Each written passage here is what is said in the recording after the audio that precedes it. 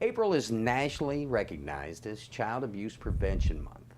A local nonprofit organization has events planned to recognize the month and bring awareness to child abuse prevention. The group and their story is coming up on Polk Place.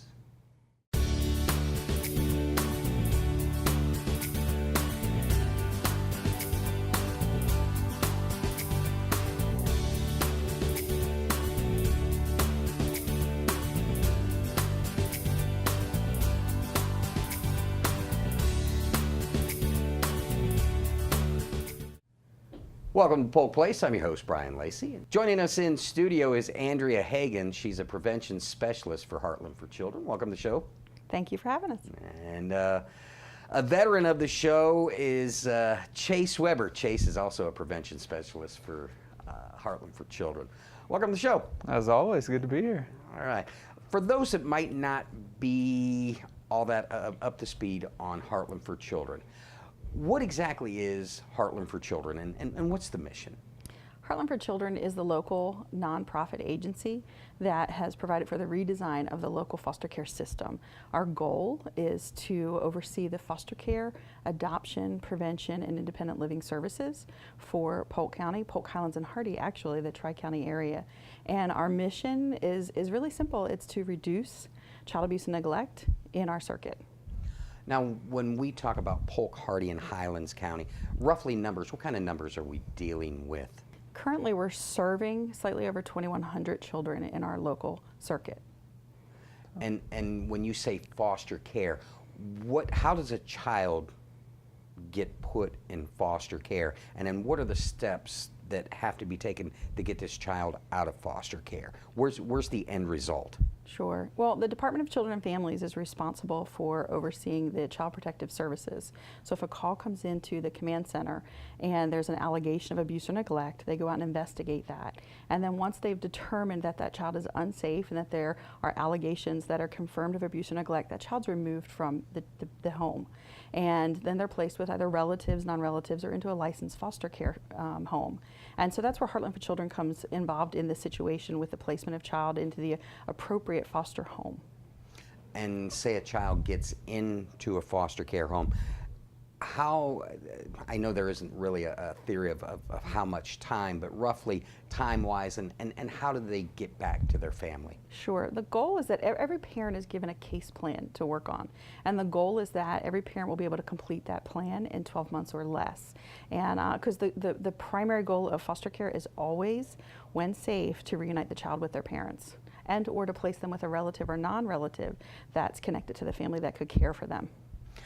And in order to do this, you guys have a lot of partnerships, of course with DCF and of course our own Healthy Families Polk. Talk to me a little bit about the importance of, the old saying, it takes the village to raise the children. Sure, absolutely. That brings to mind our local Polk County Local Task Force.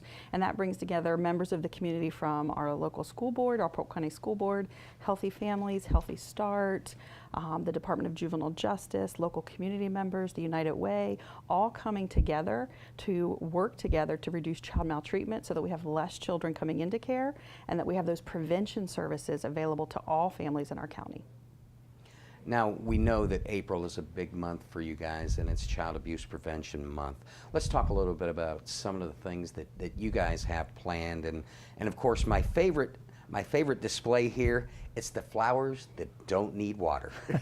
It's the pinwheels. Let's talk a little bit about, first and foremost, the pinwheels and, Sure. and what the significance of a pinwheel is. Well, the Pinwheel is actually a national campaign through Prevent Child Abuse America, and we work with Prevent Child Abuse Florida to engage in the Pinwheels campaign locally. And the whole idea is the pinwheel represents a happy, healthy childhood. When we think back to summers, or in Florida all the time, the summers and the blowing of the pinwheels, when we're out with our commissioners and at the county commission meetings or school board commission meetings, one of our jokes is, who's going to be the first one to pick it up and blow on that pinwheel, because immediately that reminds you of happy, healthy childhoods.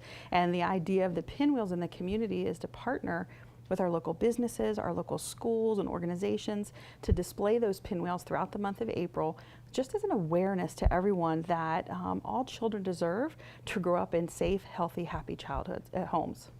Now, Chase, one thing that I know that I see you around for, when it comes to these pinwheels and the presentation, talk about the importance of, say, whether it's the Polk County Board of County Commissioners or the local city commissions of our municipalities getting behind you and supporting you. Talk about the importance of that. Yeah, well, we love that we have such a supportive community. I mean, we do about 9 proclamations across the 3 counties every year, and what that is either the county commissioners or the city commissioners or the school board just letting us come in and coming behind us. They'll read the proclamation that just talks about the importance of April. It addresses a little bit of the economic impact that child maltreatment plays on our economy, but then they just agree with us that, you know what, this is an issue that needs to be prevented, and we want strong families in our community, and they allow us to address, and we just love when leadership acknowledges just kind of this, you know, complex issue, and then they stand behind us to address it and to do what they can about it. That's why we have programs like Healthy Families, and that's, you know, sponsored by the county commissioners, and programs like Healthy Start that strengthen families. It's all through, you know, leadership agreeing that children deserve to be in strong, healthy families. It's one thing to get the local government behind you, city commission, county commission behind you, but when you get local business behind you, pushing and developing those partnerships, you know you've made it big time, and you've got an event coming up that is at a venue that is so cool. It's Joker Marchant Stadium, Publix Field. And this is, the stadium is just opening. Talk to me a little bit about the event that you've got going on. Yeah, well, we are incredibly excited. We've been doing this event for a few years now, but I have to say I'm the most excited about this one because it is at the brand new, newly renovated Publix Field at Joker Marchant Stadium. It's our Pinwheels in the Park event. And we know we want to strengthen families in the community, but we have to have a place for families to come together. And what better environment than America's pastime to be able to come to a baseball game. There's a lot of family fun activities, bounce houses, and actually the Flying Tigers have a new bounce house that is a tiger, and you get to jump into the belly of the tiger, and it's really cool. So just an event for the family to come out, enjoy some baseball. If you don't want to watch baseball, there's a lot of other things going on. The stadium itself is a great venue because it itself offers so much as far as food and cool areas to sit in the shade, and the berm for kids to play around on. I mean, it's just a great environment. And then we have local businesses that come behind us for the event, and they sponsor. So we have sponsorship packages that they can get behind as a little bit of a fundraiser. And we're a little bit different when we fundraise. All the money we fundraise goes right back into the community, and businesses know that. And so they love partnering with us because they know by partnering with us, they are strengthening families in our community, and we're really excited about the event this year. Now, let's go specifics of the event. We've got the day. Let's talk time and how folks and what it's going to cost. Okay, yeah, so it's Saturday, April 8th. It is the home opener for the Flying Tigers, so we're really excited about that. We're expecting a lot of people to be there, and they are too. As far as ticket price, we do have to give more information on that because it is the home opener. They aren't quite sure yet what that ticket price is going to be.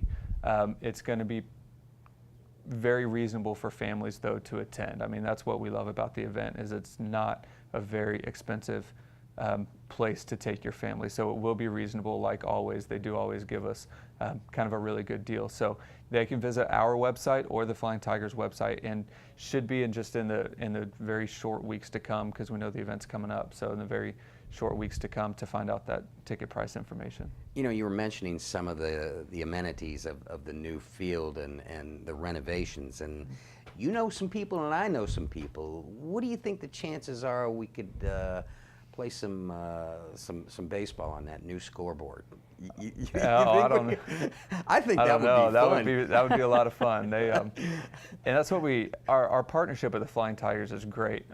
We do have kind of a surprise this year, and let's just say it's related to something the players are wearing, as in their jerseys. Okay. So that'll be a lot of fun this year to kind of see what that looks like and how they're, and that's something they're doing. They're covering the cost of that, and it's it's just a great partnership because they love seeing kids fill their stadium. They love seeing kids run around with pinwheels and the different games that kids can do. They love seeing just the family environment and the families enjoying what they have to offer as a stadium, and then what we bring in, for that event. So. Talk about the importance of sponsors, say, such as the Tigers and the other events that you guys have going on. Talk about the importance of what they do that helps you fulfill your mission and inspire maybe somebody that hasn't gotten involved with you to do as such, and how do they do that? Brian, you ask a great question, because it is critical to the mission and the work that we do to communicate the need, pardon me, to communicate the need and to be able to partner with our local businesses. Through our partnership with our local businesses, we're able to provide pinwheels to our local schools, throughout the local community, and by them coming alongside Heartland, it means that they believe in the mission and the vision and the work that we're accomplishing. That's important to us. And then we're able to meet the needs of more families in different ways, not just through April child abuse prevention initiatives, but also through our foster care initiatives, through our Rudolph Roundup, which is our toy drive for our children in care each year. This last year, we were able to serve over 1,500 children because of those community partnerships and business partnerships. And without them, we can't accomplish the work. Truly, it's not just the Chase and Andrea show. It is the Polk County community coming behind us, meeting the needs of Polk County families. It's the Hardy and Highlands communities coming behind us to meet the needs of the children and the families in those communities. And it's vital to the work we do that we have those strong partnerships and that we're able to communicate the messages of strong, healthy families, strong, healthy children, and that means strong, healthy communities. Oh, and if businesses want more information on how to be involved, they can visit our website, heartlandforchildren.org, specifically /pinwheels, to see what we have going on for April. And then also families in the community can go there as well and see all the different resources that we have available, the family development guides that'll help them grow as a family. So our website is a great tool for businesses and community members to see how they can be more involved with Heartland for Children and the families in our community. Well, as usual, Andrea, Chase, always a pleasure having you guys on, and always looking to help you promote whatever it is that you have going on with Heartland for Children. Thanks for joining us today. Thank you, Brian. Thank you. April is nationally recognized as Child Abuse Prevention Month. The Pinwheels for Prevention campaign uses a simple child's toy to remind us that we all play an important role in children's lives. During April, local agencies and child advocates will be raising awareness about the importance of taking an active role in promoting healthy child development, positive parenting practices, and community action so that child abuse and neglect never occur. Hardy, Highlands, and Polk counties will be proudly displaying pinwheels to serve as a reminder that we all have a responsibility to ensure children grow up healthy and safe in our communities. Heartland for Children have partnered with the Lakeland Flying Tigers for our annual event, Pinwheels in the Park. The event will be held at their newly renovated stadium, where there will be a kids zone featuring bounce houses and other games, face painting, balloon artists, and much more. The Flying Tigers will be wearing special jerseys for this event, and sponsorship opportunities are available for businesses or agencies who would like to be a part of this year's event. Join them Saturday, April 8th, with the gates opening at 5 and the game starting at 6 at Publix Field at Joker Marchant Stadium. If you need more information, give Heartland for Children a call at 863-519-8900 or look them up on the web at heartlandforchildren.org/pinwheels.